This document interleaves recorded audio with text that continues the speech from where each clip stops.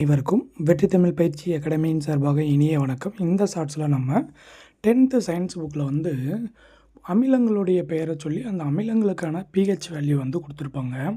So இதை நமக்கு எப்படி கேட்குறாங்க அப்படின்னா, ஒரு பொறுத்துக வடிவமைப்பில் தான் நிறைய டைம் கேட்டிருக்காங்க. ஸோ இந்த பகுதி நம்ம பார்க்கக்கூடிய இந்த பகுதியை கொஞ்சம் நல்லா பார்த்து வச்சுக்கறணும், சரியாங்க.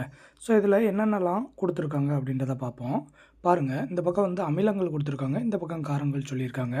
ஸோ அமிலங்களை பொறுத்த வரைக்கும் HClக்கு pHோட மதிப்பு கிடையாது, 0.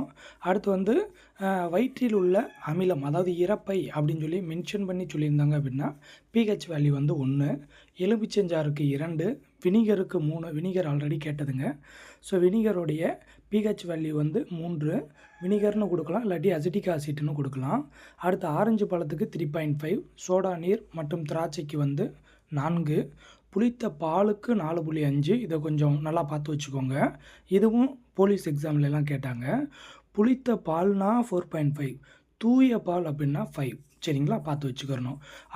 அடுத்த ரொம்ப ரொம்ப இம்பார்ட்டன்ட், மனிதனுடைய உமிழ்நீர், சரிங்களா, 6 to 8 இருக்கும். தூய நீரில் pHோட மதிப்பு 7.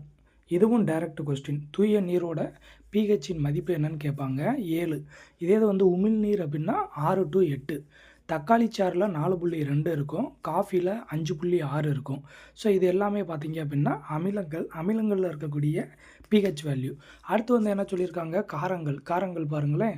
இரத்த பிளாஸ்மாவுக்கு 7.4, ஆல்ரெடி கேட்ட கொஸ்டின். அடுத்து முட்டையோட வெள்ளைக்கருக்கு 8, கடல் நீருக்கும் 8.